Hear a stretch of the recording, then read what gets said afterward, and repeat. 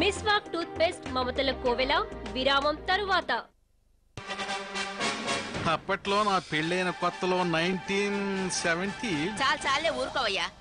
నీ పాత పురాణాలు వినడానికి ఇక్కడ ఎవ్వరికీ ఓపిక లేవు. నీ కూతుర్ని అల్లుణ్ణి త్వరగా రమ్మను. బయలుదేరాల్సిన టైం అయింది. నూరేళ్ల ఆయుష్. ఇదిగో మాటల్లోనే వచ్చేశారు. రండమ్మా.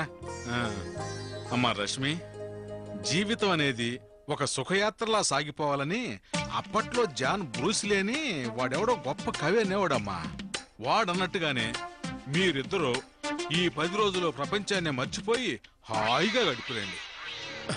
అల్లుడు, మా అమ్మాయి వదిలి నేను ఎప్పుడూ ఉండలేదు. జాగ్రత్తగా చూసుకోండి. డాడీ,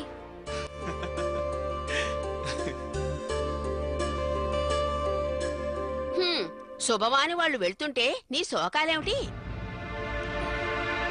ఏడ్చింది చాలే, ఇంకో జంట రావాలి. ఇంకా రాలేదేమిటి రాజ్యం? వస్తున్నా మామగారు. నేను పావుగంట క్రితమే రెడీ అయిపోయాను. ఇదిగో మా శ్రీమతి గారు. అక్కడికెళ్ళాక ఏమేం చూడాలి, ఎక్కడెక్కడికి తిరగాలి, ఈ 10 రోజులు 10 కాలాల పాటు గుర్తుండిపోయేలా సంతోషంగా ఎలా గడపాలి అని లెక్చర్ ఇస్తుంటే వింటూ కూర్చున్నాను.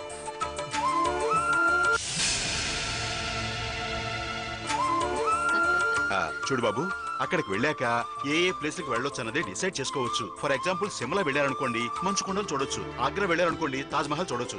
ఒక్కొక్క చోటుకి వెళ్ళినప్పుడు ఒక్కొక్క ప్లేస్ చూడొచ్చు అన్నమాట. ఇంతకీ మీరు ఏం చూడదలుచుకున్నారు? దొంగ పడవా, వాళ్ళు ఏం చూడాలనుకుంటారో అవి చూస్తారు గాని నువ్వు వాళ్ళని ఎక్కడికి వెళ్తున్నారు, ఏమి చూడాలనుకుంటున్నారు అని వివరాలు మాత్రం అడగడానికి ప్రయత్నించుకో. అమ్మా, నీ దగ్గర దొరికిపోతాం అమ్మా, ఏమి దాచలేము. కరెక్ట్. ఎందుకో గాని ఈ సస్పెన్స్ నాకు బాగా నచ్చింది. కూతురు అల్లుడు హనీమూన్ కి ఎక్కడికి వెళ్తున్నారో కన్న తండ్రికి నాకే తెలియకపోవటం ఎంత థ్రిల్లింగ్ గా ఉందో. బహుశా వెళ్ళొచ్చాక తెలుసుకోవాలేమో. టైం అవుతోంది, బయలుదేరండి. ఆ లగేజ్ తీసుకోండి, తీసుకో.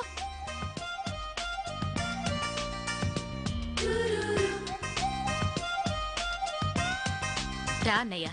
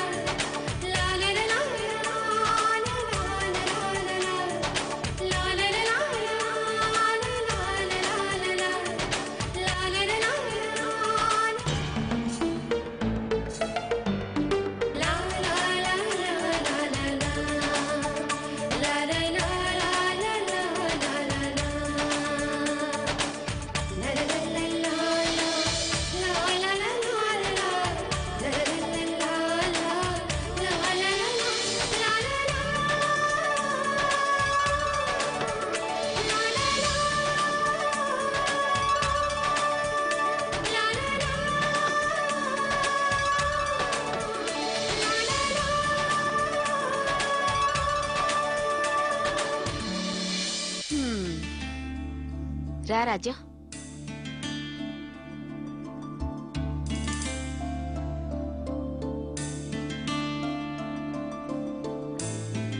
రాజ్యం, పిల్లలు అలా వెళ్ళారో లేదో ఇల్లంతా బూసిపోయినట్టుంది కదూ.